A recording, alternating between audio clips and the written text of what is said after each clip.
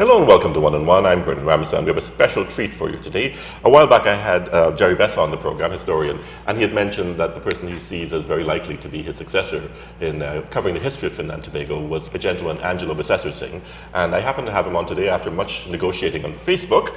Angelo Bissessarsingh of the Virtual Museum of Trinidad and Tobago, welcome to the program. Thanks, glad to be here. Thank you so much for coming all the way from Deep South to be here. Yeah, Deep South, Safari. Well, first of all, I have to ask you, I mean, you kind of emerged on Facebook.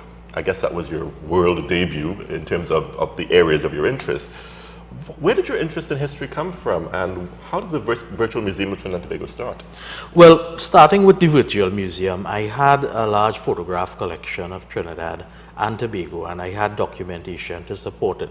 Old books, analogies, oral histories and such, and the two of them naturally came together. Facebook was an accident of sorts because I hated social media sites because they were very impersonal, and I saw them as being sort of a degenerative form of communication amongst people.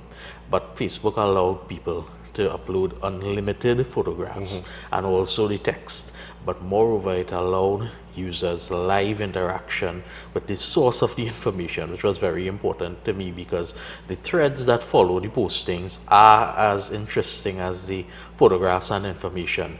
And as for the start of history, it's something that I have always been interested in. It's a fascination for me. Family encouraged it, and at Naparima College I had excellent teachers who fostered the love of history. So it was always there for me.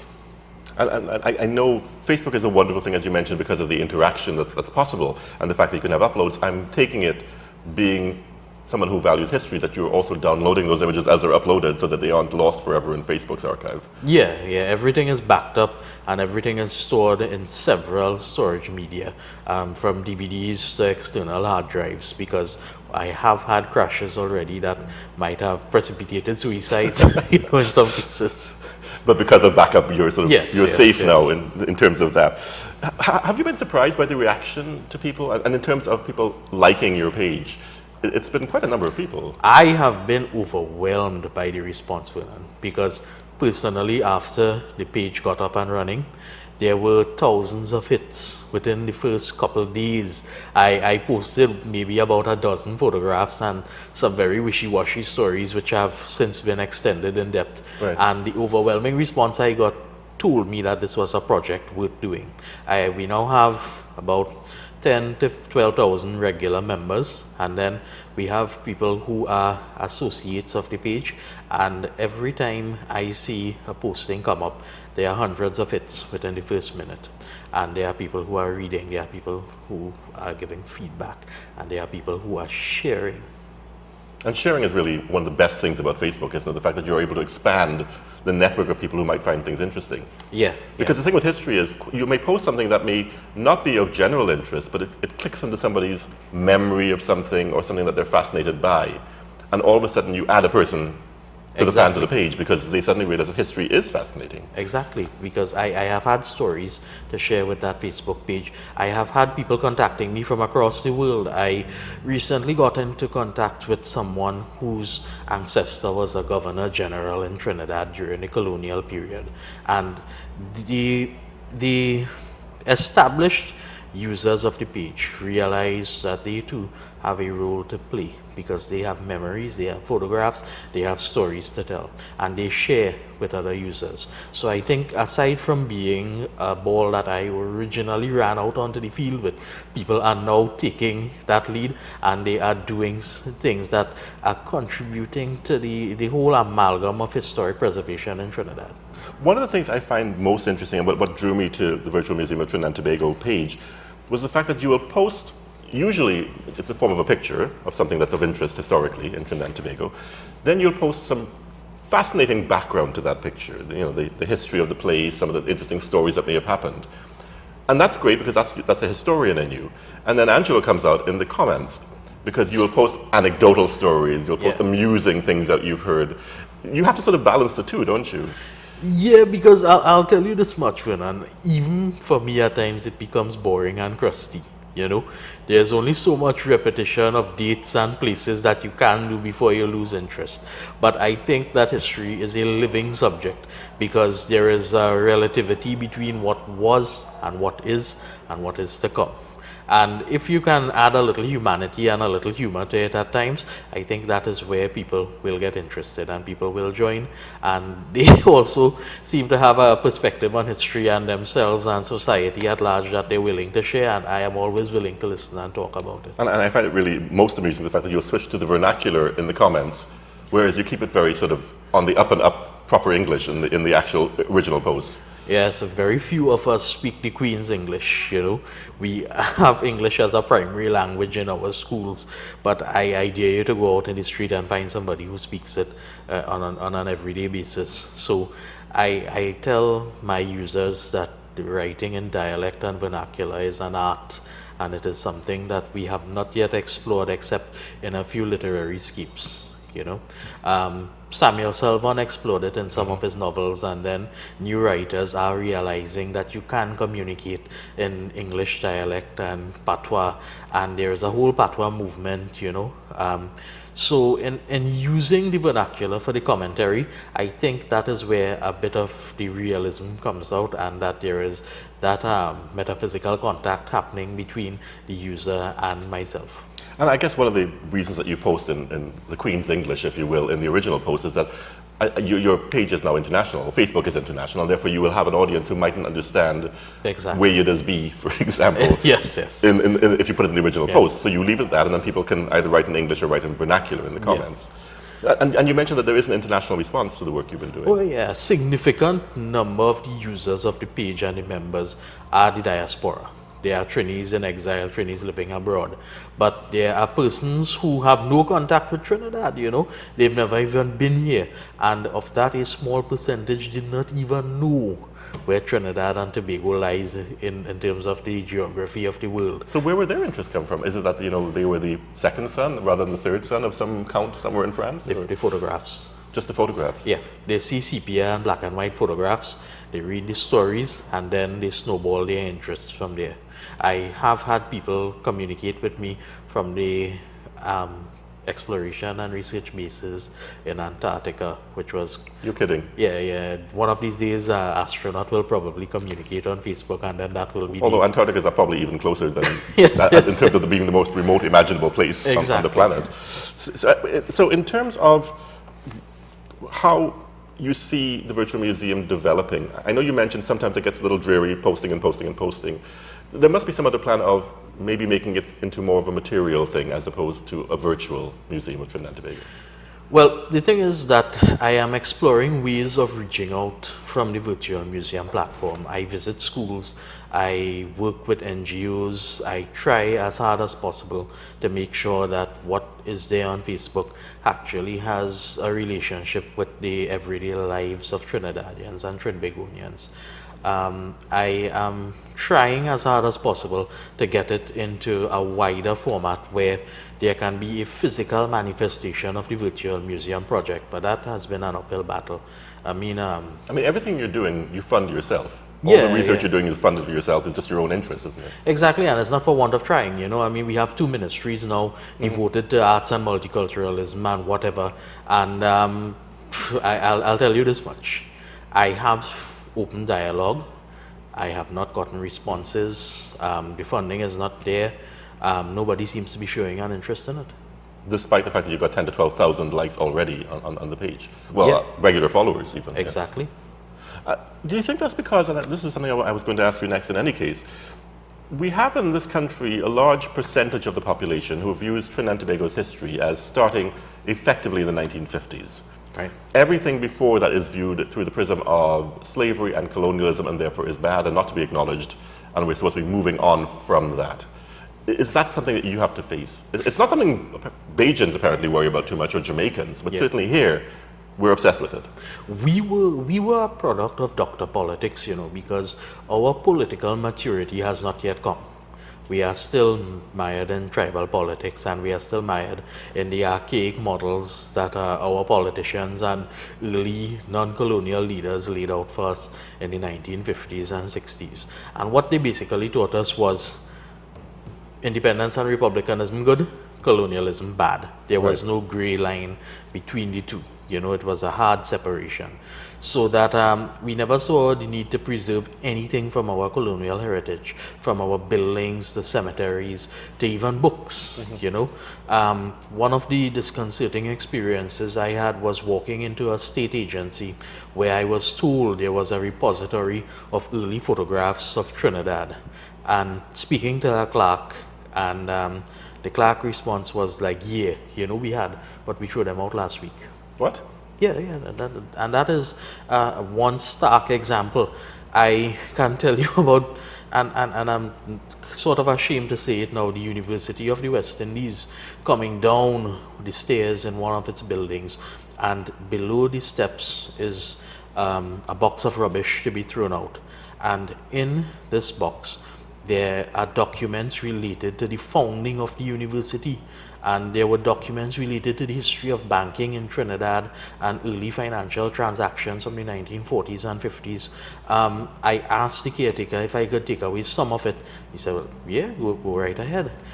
Checks from Gordon Grant and Company, which was the biggest conglomerate in Trinidad at the point in time. One of those checks actually has some historical innuendo built into it, because I now realize it was a bribe paid to a public official with said official's name and all the payment details on it.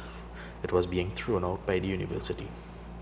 In fact, as you mentioned bribe, there was another post you posted recently which shows that we complain about corruption now in Trinidad and Tobago, but we've got a long history of it, don't we? I mean, there was something with, I think it was Governor Picton, Yeah. and it involved alcohol. And it was just fascinating to read the fact that this has been going on in Trinidad and Tobago since the earliest of times. Yes, it seems to be part of our genetic code, to be corrupt at some stage or another. And the story with Governor Picton is that he was the military British governor who was supposed to take the reins of control in Trinidad after Ralph Abercrombie did all the conquering in 1797. And he was inclined to be brutal, but he had a strange morality about his integrity. For instance, he had a colored mistress, and he gave her all the contracts to supply firewood and laundry services to the British garrison here, which would have netted her a tidy sum. But on another level, he valued his integrity. So one day he was partaking of some wine at a shop on what is now Independence Square, then Marine Square, and he praised the quality of the wine. So the shop owner saw a good opportunity to get in good with the governor, so to speak. And when Picton returned home, there was a barrel of the stuff waiting for him.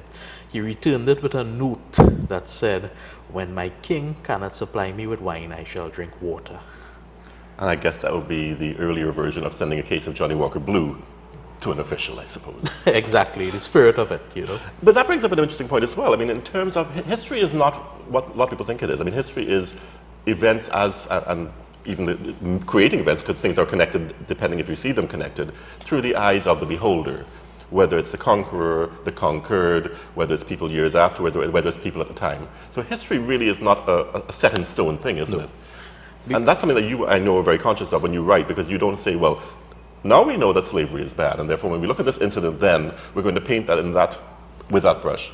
Yeah. You just say, here's the facts as they were at the time. Yeah, because I cannot find it within myself a prejudiced judgment of the reader. So I would give the facts and let them form their own opinions thereafter. Like, there is a faction that says slavery in Trinidad was a mitigated experience, when compared with Jamaica or Barbados or Antigua, any one of those places. Because of the time scale and other factors as well. Exactly.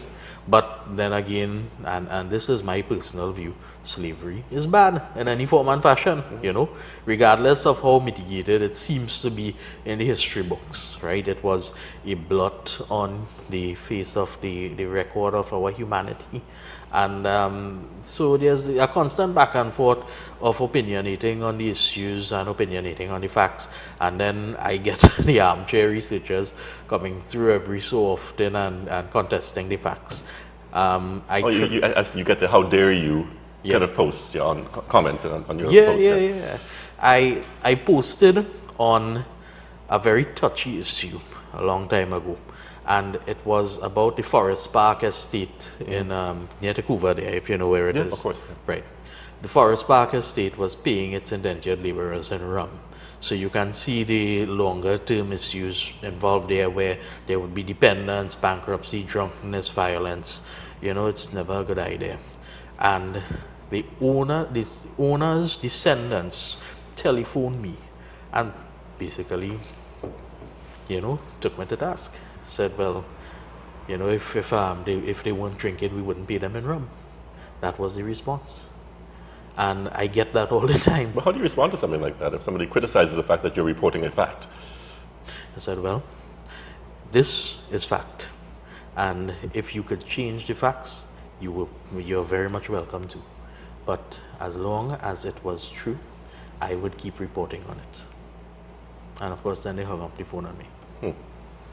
Trinidad and Tobago's history is interesting in the sense that it doesn't necessarily sort of reflect the kind of history that other countries have had. We're not really an event-driven history. I mean, we didn't fight wars here and there and the other place to reach certain benchmarks in our history. That makes it sort of a more anecdotal sort of history, doesn't it? You're looking for the details, and the devil is in the details in those cases. Yeah, because we have never really been a people who have been driven by conflict. We tend to believe that we can't let things happen to us. But in trying to find the identity of the Trinbagonian, you realize that they are people who can stand up for themselves. Like, for instance, in 1849, there was an ordinance passed that required insolvent debtors to have their heads shaved. So basically, you wore the scarlet letter in public. And there was a riot. People besieged the Red House, which was then known as the government buildings. There was a trial of the rioters. And then, of course, in 1903, we had the water riots. The water riots really were a culmination of issues where the identity and the penchant for self-governance of Trinbagonians was being trampled upon. And there was an association formed, the Ratepayers Association, which decided to kick against this. The idea of the water riots really, ostensibly, was to resist, it was a movement to resist a rise in water rates. But it really was a bundle of issues. And in 1903, a crowd assembled outside the Red House. Tempers flared, people were pushed around. A flambeau was thrown into the Red House, and it was gutted from stem to stern. I think there are some pictures from that time that actually show the devastation. That's right. The picture of a burning Red House is very important. The picture of a burning Red House shows that... Do you think government figures now should have that picture sort of posted inside the Parliament? They should have it posted in their cars. They should have it posted in their bedrooms, that this can be the result. That Finnies can occasionally rise to the occasion and sort of protest. It's not very often, but sometimes they do. You can push them over the line. I guess that was almost the equivalent of the British poll tax riots under Thatcher. Yes, definitely. Because you see, here in Trinidad, we, aside from the fact that corruption seems to be ingrained in us, we have a dependency syndrome, and the water rates were supposed to impose some sort of regulation in the use of water, which was being allowed to flow freely throughout Port of Spain. And of course, we don't like to pay for anything, taxes or otherwise. And when the water riots occurred, it really cast a dark shadow on us, because the police fired into the crowd, killed over a dozen people. Many others were severely wounded, but it sent a signal to the colonial authorities that the time was ripe for change. There's also a tendency, as much as history in Trinidad and Tobago is fascinating, any history is fascinating, but Trinidad and Tobago, to me, is especially fascinating because it's something we can all relate to. Right. It's things we see in our daily lives that we wonder, how did that come to be the way it is, for example. But we also, those of us who don't subscribe to the history started in 1956 scenario, some of us tend to sort of romanticize Trinidad's historical past, that it was this beautiful place where everything worked perfectly and it was beautiful and there was law and there was order, unlike what we have now.